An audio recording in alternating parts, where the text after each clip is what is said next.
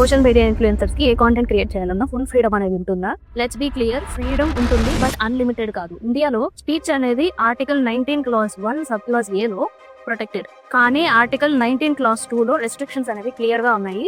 Public order, defamation, decency, national security లాంటి topics ని మీరు క్రాస్ చేస్తే మీ మీద కేసు అనేది రిజిస్టర్ అవ్వచ్చు. Information technology act under section 67 absent content అనేది పోస్ట్ చేస్తే పనిష్మెంట్ ఉంటుంది.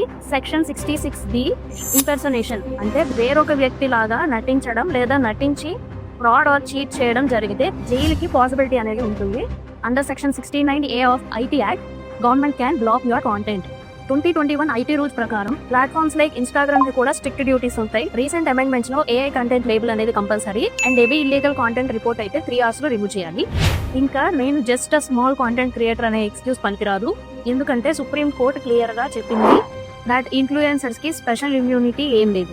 ఇఫ్ మీ రీచ్ ఎక్కువ ఉంటే మీ రెస్పాన్సిబిలిటీ కూడా అలాగే ఎక్కువ ఉంటుంది. పెయిడ్ ప్రమోషన్స్ చేస్తే కన్స్యూమర్ ప్రొటెక్షన్ యాక్ట్ 2019 అప్లై అవుతుంది. మిస్లీడింగ్ అడ్వర్టైజ్మెంట్స్ ఉంటే పెనాల్టీ ప్లస్ లీగల్ యాక్షన్. అలాగే కాపీరైట్ వైలేషన్స్ అంటే అనాథరైజ్డ్ సాంగ్స్ కానీ క్లిప్స్ యూజ్ చేస్తే మీ మీద కోర్టులో సూట్ అనేది ఫైల్ అవ్వచ్చు. సో సింపుల్గా చెప్తా, కాంటెంట్ క్రియేట్ చేయడం తప్పు కాదు, కానీ కాన్సిక్వెన్సెస్ రాకుండా స్మార్ట్గా కాంటెంట్ చేయాలి. లాని ఇగ్నోర్ చేసి వైరల్ అవ్వచ్చేమో, బట్ FIR నుంచి తప్పించుకోలేరు. Create responsibility and know the no. Thank you.